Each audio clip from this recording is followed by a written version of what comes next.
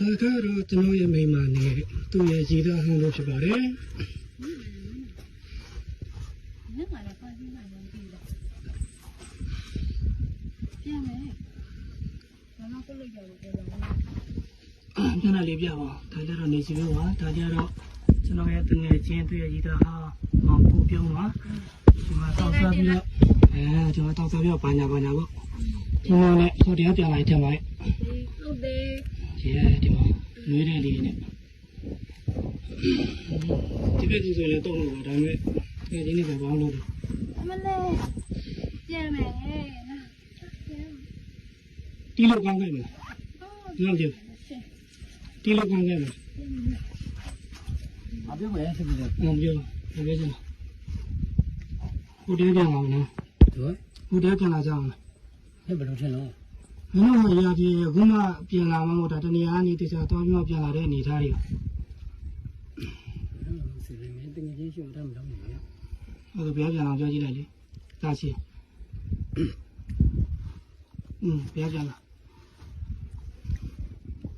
တော့ပြန်လာပါပြီကျွန်တော်တွေ့လို့ဒါတော့လိုက်ပေါ့နော်။ကဲအားလုံးပဲဘယ်သူမှလည်းဆိုရင်တော့တွေ့ပြီးမြင်တော့ပါလိမ့်မယ်။ဒါတော့ကျွန်တော်ကျန်ကြတော့လေမလို့ကတယောက်တစ်စီးလာမှမဟုတ်ပဲတစ်စီးတည်းလာတဲ့ဟာကိုဘာလို့ဆိုင်ကျန်တော့ဒီဆိုင်ကမင်းဆိုင်ကလည်းထည့်နေဦးမယ်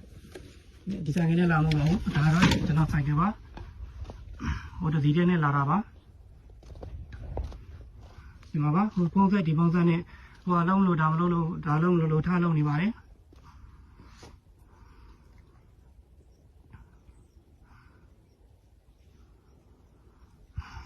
ဒီပြင်းနဲ့အလားရမ်းပြင်ထားပါတယ်နောက်ထပ်ဘယ်အစ်အတွက်ဒါကကျွန်တော်ရဲ့ဇနီးလေးပါနောက်လူလက်ထဲမှာလည်းလာနေပါတယ်လာပါတယ်ဖောက်ပြန်တာလည်းမေတူသမီးဆိုတာပြောလို့ပါတယ်မင်းနဲ့အိမ်အောင်ကြတော့လည်းနောက်ထပ်ဖောက်ပြန်တော့မှာပဲအဲ့ဒါတော့ငါအမခံနေမင်းနဲ့မို့ဘယ်ကောင်နဲ့ကြဒါဗီဇပါလာလို့စီတူလင်းငါသိခါလာမစော်ကားနဲ့တော့စီတူဟုတ်ပါတယ်ငါစော်ကားနေဆိုတော့ဆိုင်ထားတယ်တော့ပြန်ကြတော့လေငါတို့ပြန်တော့ဆိုင်ကဒီနဲ့ပြန်တော့ငါရိုက်ရှင်လို့ကိုထပ်ပြီးတော့ကင်ထားတာငါဒီဗီဒီယိုအဲ့ဒီမဖြစ်ဘူးအစားအဆုံးတင်ပေးမှာတော့အဲ့ဒီဖြတ်တည်းထင်းနေလို့ဆိုလို့ဒီပုံစံလေးကဒါနေပြီးတော့ကဟိုတယ်တစ်ခုကပြန်လာတဲ့အနေထားပါ